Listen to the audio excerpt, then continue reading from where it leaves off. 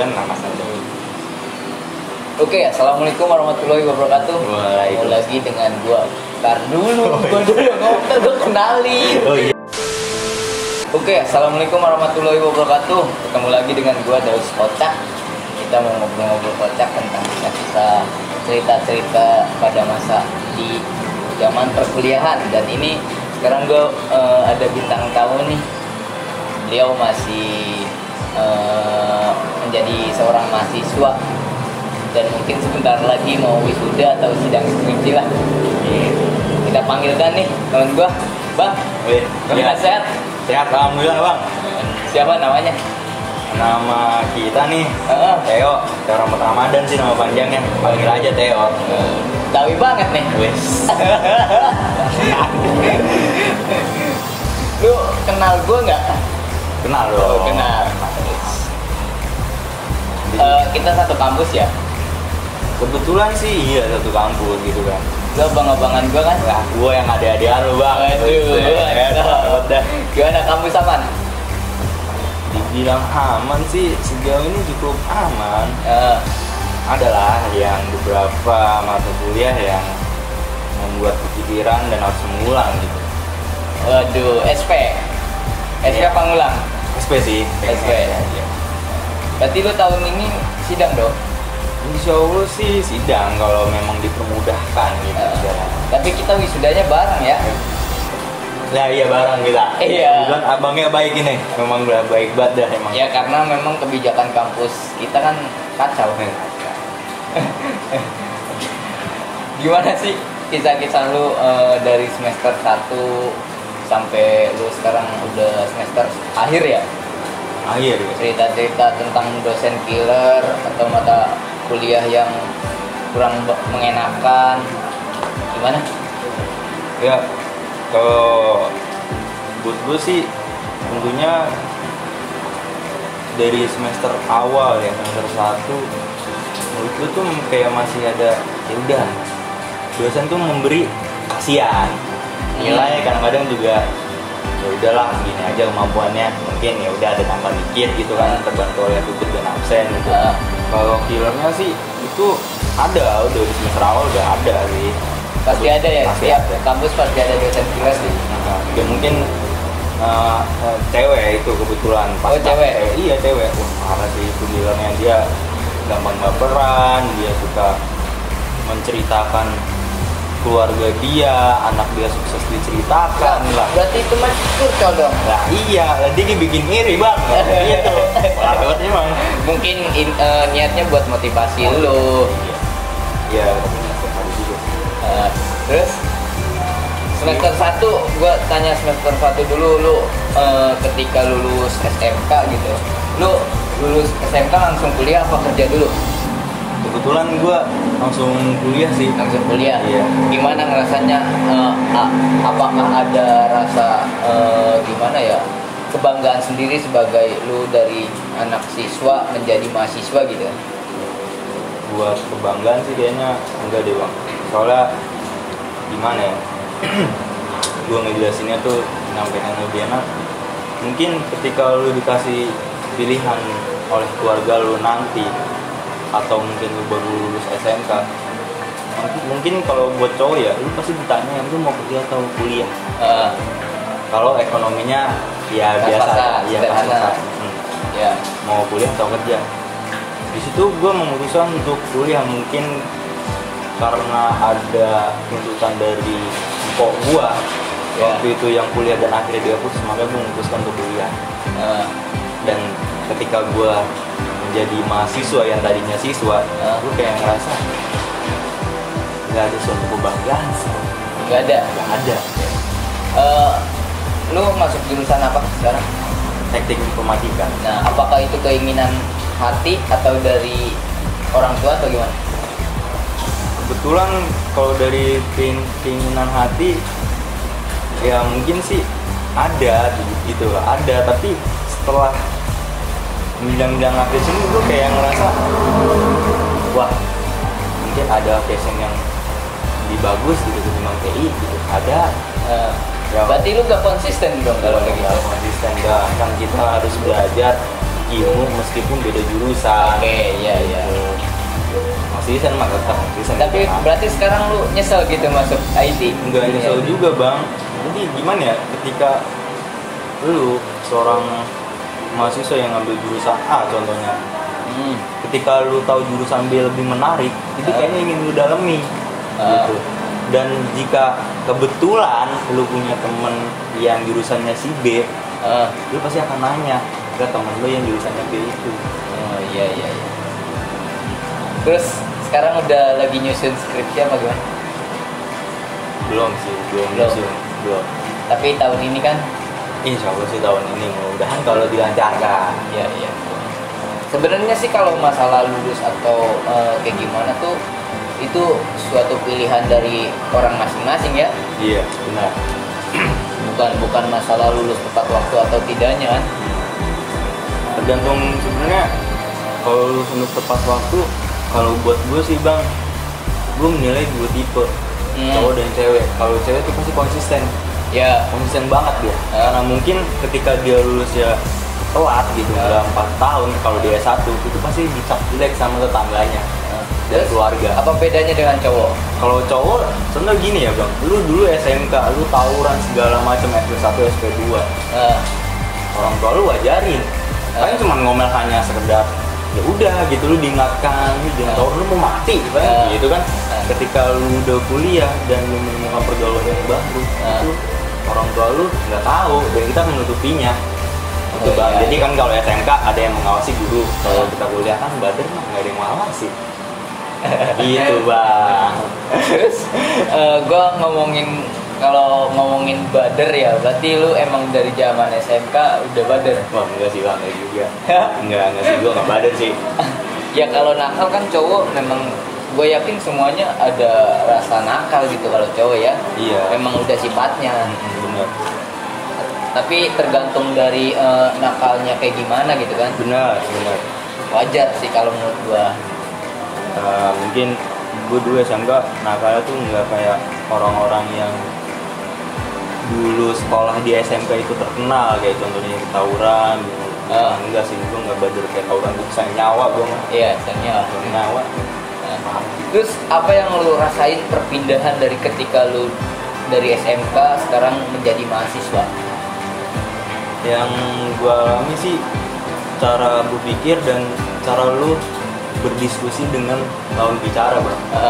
Nah itu sih mungkin yang gue rasain amat berbeda gitu kan. Kalau SMK mungkin lu dulu ngomong hanya sekedar bercanda-candaan, kayak lu ngatain temen lu gitu. Kalau SMK ya sekolah gitu. Dan ketika gue kuliah, gue ngatain orang pun juga kayak ada rasa, wah nanti dia sakit hati banget nggak sama gue ya. Gitu, itu cara gue lebih ke perasaan. Nah iya, kalau berpikir kita juga berjalan lebih dewasa sih.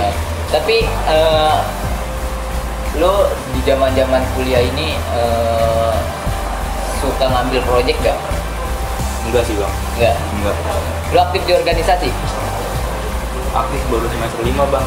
Semester 5? Iya. Nah berarti dari semester 1 sampai semester 4 ngapain aja? Kupu-kupu, kuliah pulang.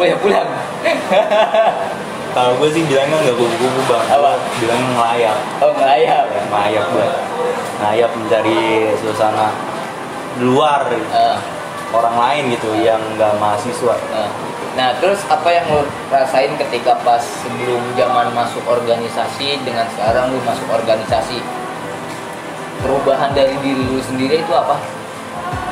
Perubahannya mungkin kayak cara menyampaikan gitu bang. Terus kayak misalkan gue ditunjuk kan, kalau misalkan ada RT nih lagi bikin acara apa ya, yang tadinya gue nggak pede, ya udah gue jadi pede gitu.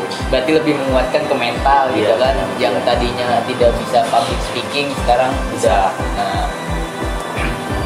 Semakin terlatih gitu kan. Iya benar. Memang itu tidak diajarkan pada mata kuliah atau mata pelajaran sih memang ya. Selain itu menurut lo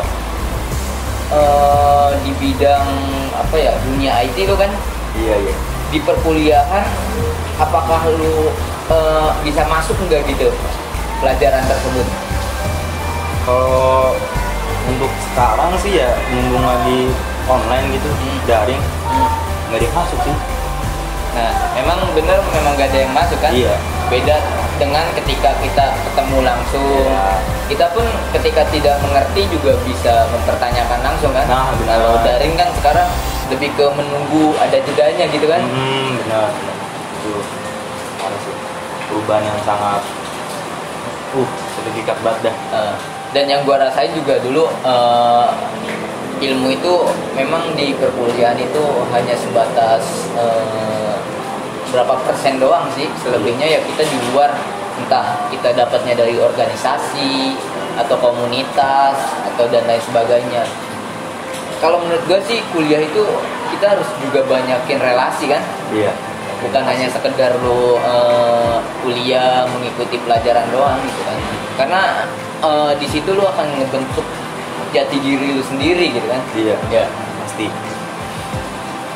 Terus selama daring kesulitan lu apa sih? Kesulitan. Kalau untuk ditanya kesulitan sih ya,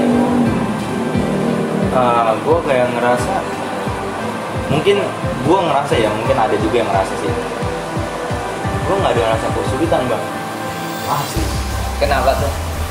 Kalau misalnya dalam hal pelajaran ya, mata kuliah, misalkan dosen ngasih tugas, kesulitan buat kita apa gitu, kita tinggal nanya ke temen yang pasti kan 90% tuh nanya. Enggak, soalnya sama dong sama temen kita. Oh iya. Kelas ya iya, sih. Iya. Mungkin 10% nanti soalnya dibeda-bedain gitu. Kerja sama itu gue minta. Jadi tuh daring ini malah membodohkan kita. Jadi malas untuk bertanya kepada dosen. Dosen itu yang mengasihkan materi. Berarti memang kurang efektif gitu kan? Iya, kurang efektif sih. Kita nggak ada.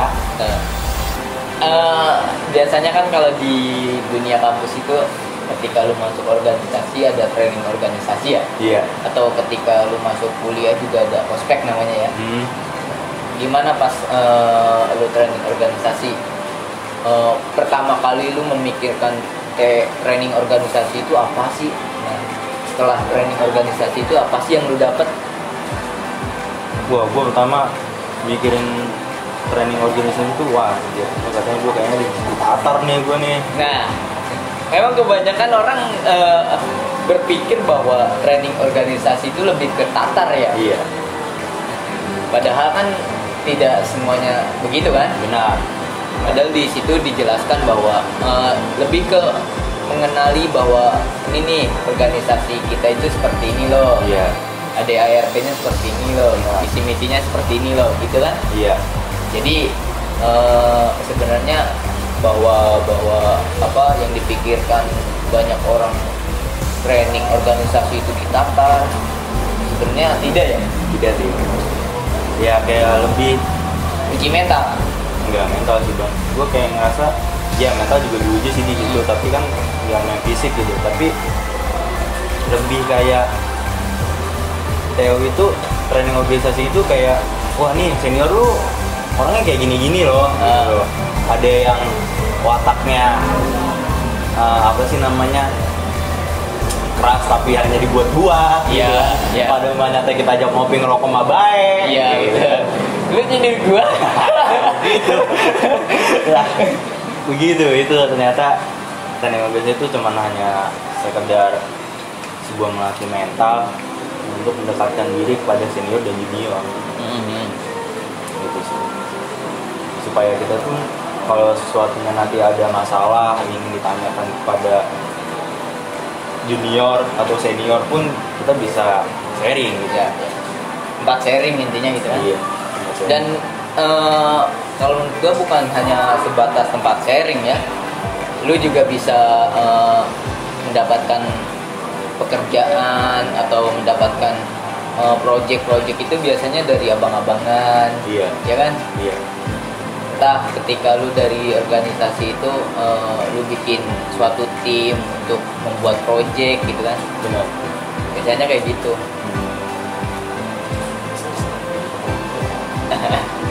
Berarti lu sekarang udah mau sidang kan? Lagi nyusun skripsi? Belum. Belum. Gue ngesain KKP gue dulu yang KKP itu apa, orang lain kan belum tentu. Kuliah kerja praktek. Nah, kan setiap kampus kan ada yang namanya KKN. Iya, KKN. Kalau di kita kan KKP. Kenapa KKP? Kuliah kerja praktek itu jatuhnya kayak kita magang gitu. Intinya kalau di zaman SMK mah PKL. Iya. Kalau kenapa di kita, kalau menurut gue ya kenapa di kita itu namanya KKP, karena kita itu kan dunia IT. Otomatis dunia IT itu lebih kebanyakannya praktek kan. Nah, supaya lu itu nanti merasakan di dunia lingkungan kerja itu seperti apa. Jadi lu di ibaratnya pelatihan lah. Iya, pelatihan sih. Tapi bedanya kalau KKP dan PKL tuh lu nggak bisa bergaul sama orang yang produksi. Kenapa tuh? Beda banget bang. Kawan-kawan gue yang udah pada KKP, dia di kantor, baik bikin snap lah. Dah, atau gue waktu gue PKL mah ngobrol baik sama karyawan lagi gajian jadi traktir. KKP emang kagak dapet traktir dari orang kantor. Oh, kagak? Ya kagak. Lah, berarti lu salah KKP-nya. Kan gue bukan KKP. Gue hanya terlintas dari cerita kawan yang udah KKP. Lah gua KKP, enggak, gua dapet duit. Iya, ada yang KKP-nya juga Karena kan di perusahaan sendiri. Iya. Boleh sih. Tapi udah dapet inspirasi buat judul skripsi nggak? Wah, ada sih. Ada. Lo memang harus benar-benar banyak tanya sih dalam semester akhir ini. Lo harus banyak sharing sama teman-teman lu, sama senior lu. Biar apa? Biar dapet inspirasi gitu kan. Kalau menurut gue sharing kayak ke temen gitu kayak rada deh bang, rada sulit. Kenapa tuh? Rada sulit kenapa? Kalau menurut gue, lu pasti pernah ngalamin bang, yang namanya lu udah di akhir ujung semester kuliah, mau semester skripsi. Terus ketika lu bingung lu mau buat judul apa, ketika lu nanya ke temen lu dia judulnya apa dan dia juga bingung, so jadi Stuck gitu. ya bukan stuck, lu mau nyari ke siapa? Misalkan temen lu ada yang belum buat judul gitu sama kayak lu, terus lu nanya, lu judul skripsi lu apa? Gue aja nggak tahu. Wah, lu bingung dong. Terus abis itu lu nanya lagi ke temen lu yang udah ada judul skripsi, judul lu apa kayak gini-gini, lu bisa ngasih saran gak ke gue judulnya enaknya apa ya gitu. Dan dia pun gak bisa bantu bang. Berarti salah satunya lu harus ngobrol sama ini dong, senior lu. Ya menurut gue itu sih senior. Tapi udah ada perbincangan dong. Itu baru lu doang sih. Gue doang. Iya. Sisanya ya udahlah ngayal-ngayal aja di kamar gitu kan. Ngobrol sama dosen, kebetulan dosennya asik, dosen baru gitu. Akhirnya sharing sama dia, dia dikasih saran, dapat ya udah coba mau gue pakai.